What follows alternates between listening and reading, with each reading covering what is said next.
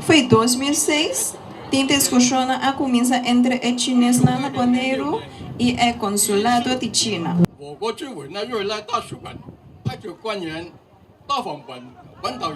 É tempo aí a estacionar na Venezuela, falando associação chinesa naponeiro. Atende diferentes reuniões e a conclusão da que o poneiro tem muito de que chinês para poder realizar essa aqui. Dia o consulado de China a estabelecer sumes na corso. Essa aqui a volver na discussão. Consulado de China é tempo e dens persona de senhora Chang a urgir nos falando associação chinesa naponeiro.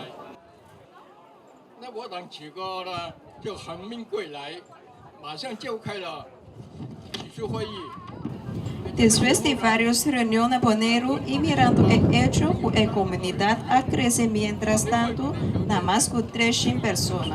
Alanda é a Associação Chinesa Naponeiro e a trabalhar clube.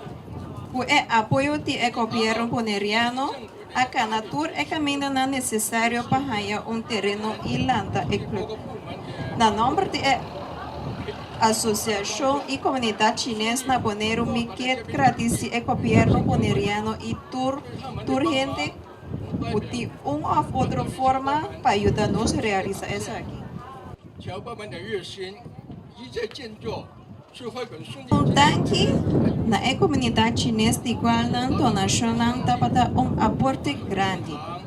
E diferente companhia naponeiro, maneira Maduro Curious Bank, Rucargo e Ackermans Auto Supplies. Nós podemos contar também com a companhia outro caminho maneira Yua Shop na Corso. Hasta nos amigos na país a aportar para nós para lograr nos meta. Aqui nos acordamos que estamos com o tempo para pipa naponeiro. Consulado de China na Corso também a obsequiar-nos a pareja de Leona aqui. O clube aqui a simbolizar nos patriotismo, nos a poner nos segundo caso, pero nos lo no olvida nunca com nos país da China. O clube aqui está símbolo também com a chinesa naponeiro da família grande. Agora nós temos sítio que ter diferentes atividades social, deportivo e educativo para a família grande aqui. A Associação Chinesa aqui tem para fortalecer a relação entre comunidade chinesa, naponeiro, comunidade poneriana e China. E lo faz seu máximo esforço para trazer o ponto positivo da cultura chinesa de lante. Thank you. 诱人前途，亡羊补税，发挥积极的作用。